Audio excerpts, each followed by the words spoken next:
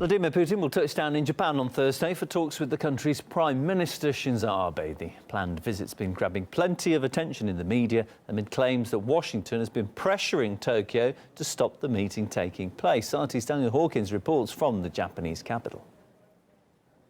With the Japanese media all abuzz about the visit of Vladimir Putin, amid rumours the US has been pressuring Japan not to roll out the red carpet, it's really no surprise that... Hey guys, so we're going to put this video on our Myths About Japan playlist. We see nonsense from the world's media all the time about Japan. Quite often it's journalists either trying to be sensational and make their story popular, or just straight out ignorant, and sometimes a combination of both. So usually we just ignore it. Sometimes people send us stuff and say, what do you think of this? And 9 times out of 10 it's just nonsense. But this one's particularly bad for a few reasons. So one of them is he's about to show Japanese people pictures of Putin. But it's these pictures of Putin with the dark glasses. And some of you will remember we made a video about this a while ago, that Japanese people connect dark glasses with criminals. So when they see someone in dark glasses like that, they think it's scary. So in that video we made about the topic, we said if you wear dark glasses in Japan, people think you're scary. And we get it too. If you're outside and it's a bright day and you're wearing glasses, sunglasses, and you walk in somewhere, people look up and go, oh, kawaii. And that males and females, because they connect it with Yakuza and gangsters and being scary. And of course Putin, a pretty formidable looking guy anyway. So if you walk around with pictures of anybody wearing glasses like this, everyone's going to say the same, and we've explained that in previous videos as well, that the Japanese people react to things in a fairly predictable way. Sort of like often they react in the way that they think they're expected to react. So, first of all, that's what we anticipate, so let's just watch and see how we go with that. This guy has been appearing on newsstands throughout the whole of Tokyo, but is his face really that familiar to everyone? When they see this, what do they think? Kawaii. Scary. Yeah. FBI みたいな。FBI. I think he's probably a good person. Yeah. So obviously this lady has recognized Putin, and she's commenting on the man himself rather than the image.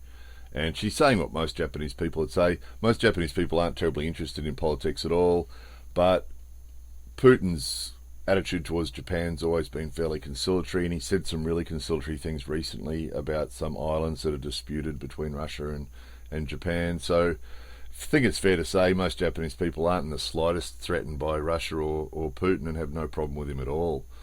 So she's just sort of saying what most Japanese people would probably say. Yeah. What does he feel when he sees this? Quite. So you can see what this journalist is doing, can't you? He didn't ask, what do you think of Putin? He said, what do you feel? What does he feel when he sees this? So, as we said before, if we took this photo and showed it to 100 Japanese people and said, what do you think of this image? What do you think of this picture? They'd all say, kawaii. It's what they'd all say. And that's what he's doing. He's setting this story up to make it sound like he wanted it to sound. He didn't say, what do you think of Putin? He said, how do you feel about this image? Clown. What? Scary. Scary? Scary. So, they've got their opinion about the man at the helm. No, they've got their opinion about people wearing dark glasses. They didn't ask them about Putin. You can see, this is why we tell you guys you've got to be so careful what you believe, what you see on the internet. People send us stuff all the time and say, what do you think of this? What do you think of this? And we see bullshit like this all the time. Sometimes it's intentional, the journalists are trying to make a dramatic story, and other times it's ignorance, and often it's a combination of both. And this is just a really, really good example of really, really bad journalism. You know, if this guy had actually asked Japanese people, what do you think of Vladimir Putin? Then they would have given him their real answers. But this is just bullshit. This was just setting up the story that he had in his mind right from the start. But what about the country itself? What does he think of Russia? 3 things they think of. ロシアって言われた時に3つ何か思い浮かぶ。ロシア。国旗。国旗。なんか背が高いイメージ。みんな人が。綺麗な人がいそう。 They're beautiful ladies. Beautiful ladies. 寒い。ピロシキ、ボルシチ、あとマトリョーシカ。 So now he's actually asked, what do you think of Russia? So now nobody's saying kawaii. They're saying what we'd expect Japanese people to say. They're going to talk about the food and the culture and the country itself. And it'd be the same if you asked Japanese people about South Korea or China. They'd talk about the food and the culture and the clothes and the K-pop and the K-drama. And that's the sort of answer that you'd expect. So if this guy's got any shred of credibility left or any shred of professionalism left, he's about to throw it away by doing something that we've talked about on previous videos as being one of the worst things you can do in Japan. And he's going to show a lack of respect and lack of understanding of Japanese people in general by this shocking display that he's about to present to us. Here. Matryoshka. Piroshki. She's so cute. I want to hug her. She's so cute. Fair to say that's fairly creepy, inappropriate behaviour in any country, don't you think? Stopping people on the street, interviewing them, and then going the grope at the end of it? What country in the world would that be acceptable behaviour? It's just terrible, isn't it?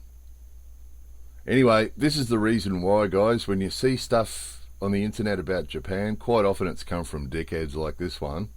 So it's always best to look a bit deeper into anything that you read or hear about Japan, just to make sure that it is accurate, because there's just way too much of this nonsense that goes on. Why a person thinks they can come to another country and just grope someone on the street like that guy's doing is unbelievable, isn't it? What country in the world would that be acceptable? Anyway, there it was. More videos coming soon.